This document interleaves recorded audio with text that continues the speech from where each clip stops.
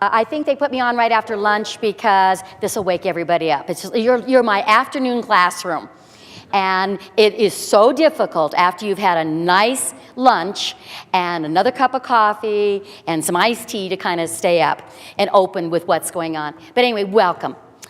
I wanted to give you a little bit of information.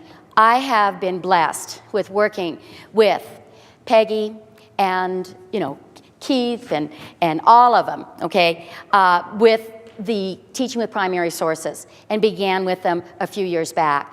Along with my attachment to them, I've also had the opportunity to go and do some work using primary sources at the Library of Congress. If you ever get that chance, do it. It's unbelievable.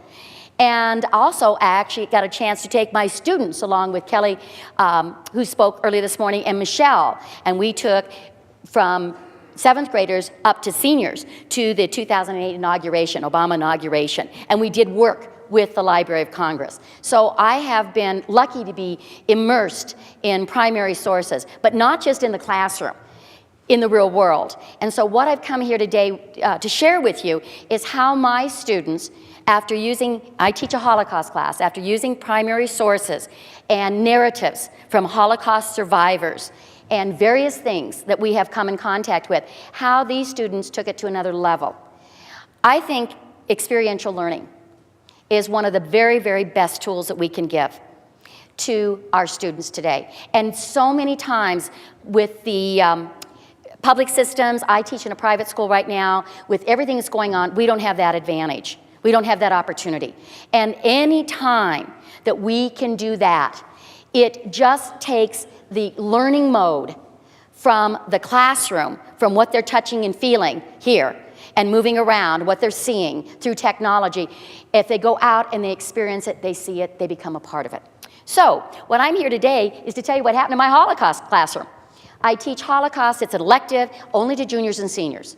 And I've worked very closely with Facing History, with Fran Sterling and Heather, so I've gotten a lot of pieces and products that I've been able to use in my classroom. What we did is we actually study it from anti-Semitism forward. And we go clear up to genocide. And it's a lot to do in 18 weeks. And my kids told me, well, they just told me before I came, Mrs. Figg, we're in a trimester, we have like 2.5 weeks left, and they already have like 50 grades. Because there's constantly something they're doing. And they do it so well that I give them points for it. But last year, this time, I had a group. And this group who are a part of international book sharing, I don't know if you're familiar with that, where we work with the Friend of the Ghetto Fighters, and we actually end up going online and we communicate with the book Night by Elie Wiesel, which I'm sure you all know about, and then also Simon Wiesenthal's The Sunflower. And we go with themes and we talk to our Israeli partners back and forth. So we did this through the International Book Sharing, which I work with Lana Bernhardt, who's a coordinator, and there are a few other schools here in Denver that also do this. My kids started learning about an amazing man, and this man is Janusz Korczak.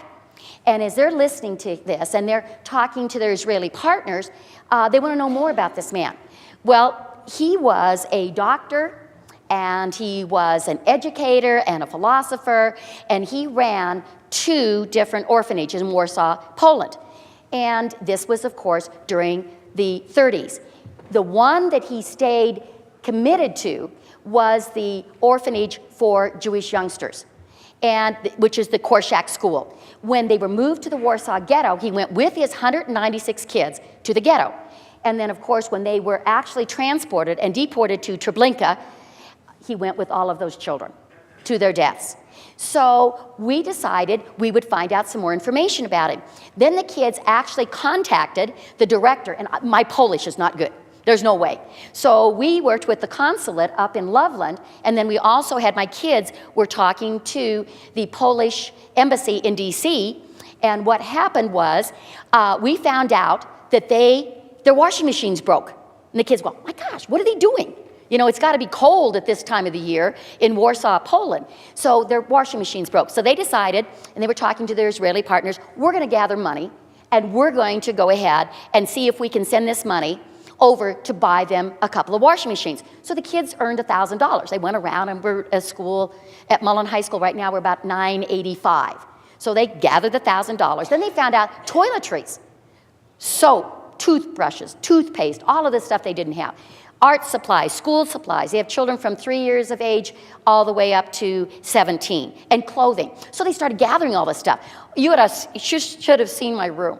Between my room and the room next door, because mine got filled, still needed classroom space, we used the one next door. And we got all these articles together. So, okay, now kids, how are we going to get them there? Okay, so they started checking out how much it would cost to actually send them. That was exorbitant. Then they jumped on the computer. I'm talking about, can't remember what we were discussing. I think we were talking about DP camps at that time, displacement camps. And they got online, they said, Fig, we can fly there for $850 round trip. I said, what? Yeah, British Air, we can fly there. So before I knew it, I had 22 students, some of them who've never been out of the country, never had a passport. I said, do you know how long it takes to get a passport? Oh, we can do this, we can do this. So what happened was, these students decided, okay, we don't want to pay what they want to charge us to actually take the toiletries and art supplies and school supplies and clothing. So they took a backpack. You know, I mean, these are kids. They put everything they needed in a backpack, clothing-wise. They packed 2 suitcases with everything they needed to take to the kids. And we only needed 2 more boxes, that was it, in order to get everything we'd collected there. So we ended up flying out.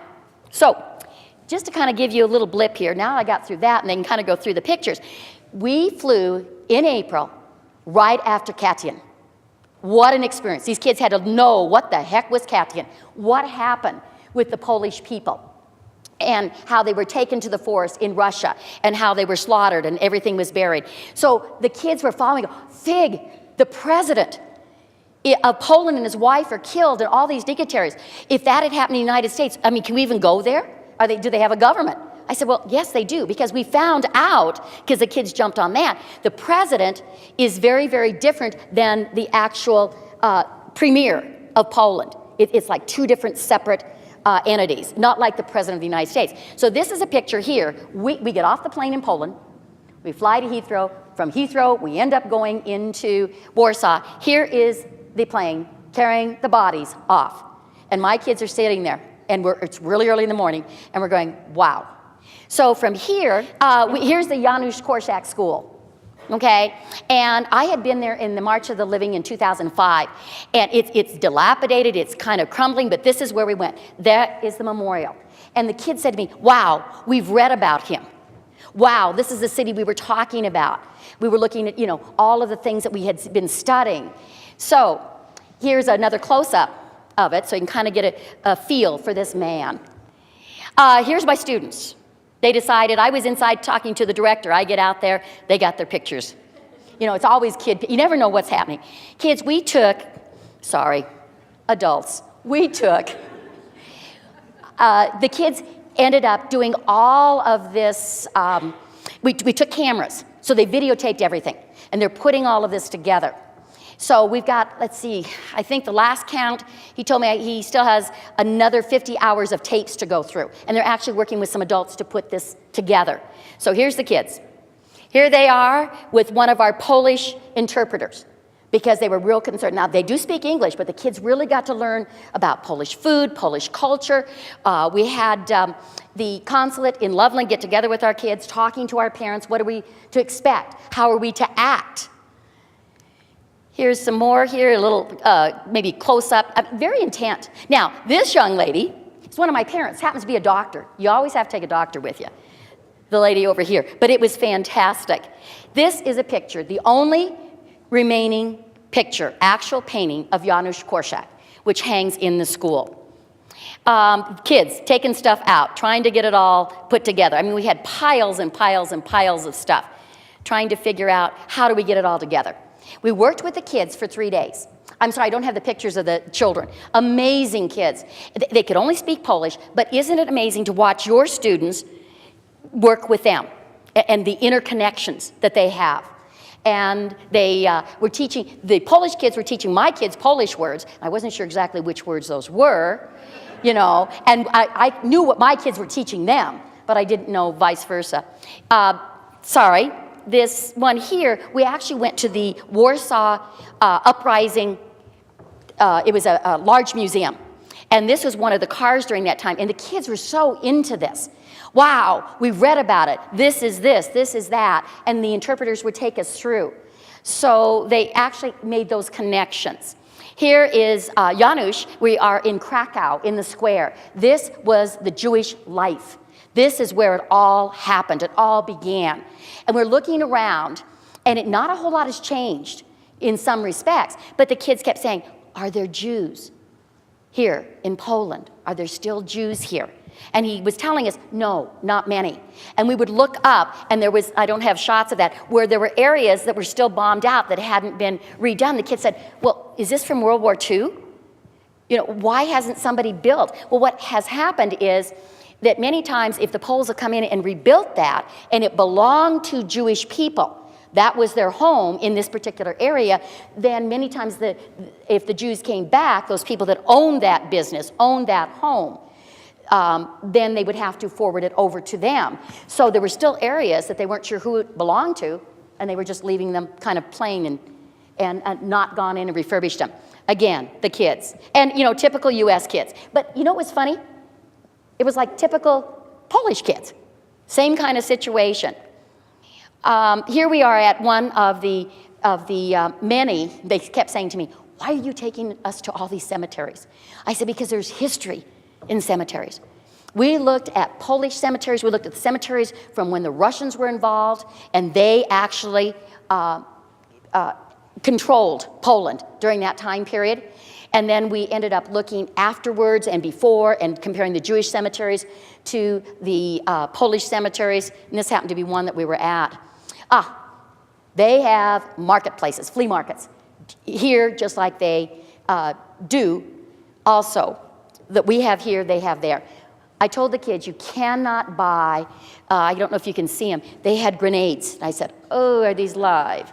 Right? No, you can't do this. But they did get for me an 1838, I have no idea where they found it, 1838 history of the Jews in Poland. And they actually found for me and bought it for me. I have it's a Nazi passport of a young girl, and her last name is Braun, okay? And they were trying to make the connection. I said, I don't think this is Eva Braun. No, I don't. They remember at least that much. So it's amazing just looking at it. So the kids are here having a great time buying things. Again, another shot of them going up. It's interesting because they said, well, do they have cars in Poland? I said, of course. Sure they do.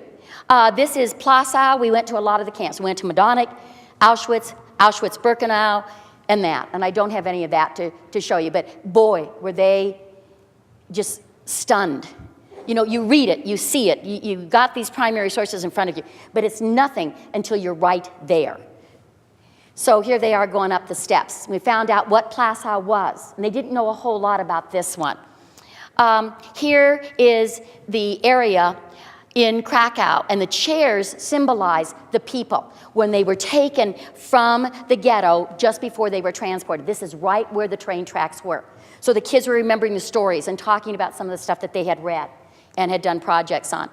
This is an area where the Jewish people had their tombstones, and they were broken down. Many times they were crumbled, they were made roads from them, and these are mementos from Jews who went back to Poland and put pictures and things of people who had actually been here. That really affected them. And here's a close-up shot one of the kids did. And there are pictures of the individuals from that gravesite. The children. That's what hit my kids more than anything else, the children. This was because of Katian. They have never seen people stand in line. In Poland, they stood in line for up to 10 hours. Long, long lines we couldn't get through to pay respect to the president and his wife. And candles. And so it was very different for them to see all of this. Inside the only Jewish synagogue that is still standing. And they actually got a chance, and they were allowed in. And this is more of a Hasidic congregation, and they were able to sit in the back, and they were so nice. These Jewish people, Polish people came up to them and talked to them and gave them some information, which was amazing to them. This is one of the Jewish cemeteries. Of course, there's not many Jews still in Poland, so they've kind of been unkept. This is in Krakow. We were able to actually wait in line one night, and we paid our respects to the fallen president and his wife that were here in this castle area. Here, young people in Poland, they got a chance to talk to young people. They jumped on the buses. They went down. They ate with them and did various other things. And here is some more just shots, okay, inside. And there we are, my kids going home. If you ever get a chance, and I don't know if they'll ever let me do it again, but the one thing, here I am downtown Denver, this woman comes up to me and she says to me, Mrs. Figg, do you remember me? And you always say, yes, you know, and then you're hoping she will drop a name, right? Just like kids. And because they say, oh, do you remember me? I had you for such and such. Anyway, she said, I'm Nick's mom. And I want you to know that Nick just, you know, didn't do so well his senior year. But he's in college now and he's doing tremendously well. And that trip made a difference in his life. He made a deal with us. He can spend 2 months touring all of Europe, and he's never been there before. Got his passport the very first time last year. As long as he got good grades and he paid for half of the trip. And we thought that was a pretty good deal. And she said to me, thank you. Gave me a hug and said, thank you. And I said to her, you got to thank the kids. You know, we've got to let kids experience life. That's what makes it so important to them. So anytime we can, and it could be in the backyard. It could be something that DU's doing, something that Metro's doing, something UCD, something that CU's doing. Anytime that we find something, we get this stuff in the mail, and Fran's going to tell you about a lot of stuff she does. Take the kids to those presentations and those things. It makes a world of difference. And I am over, and I think they'll forgive me, so thank you. Thank you very much.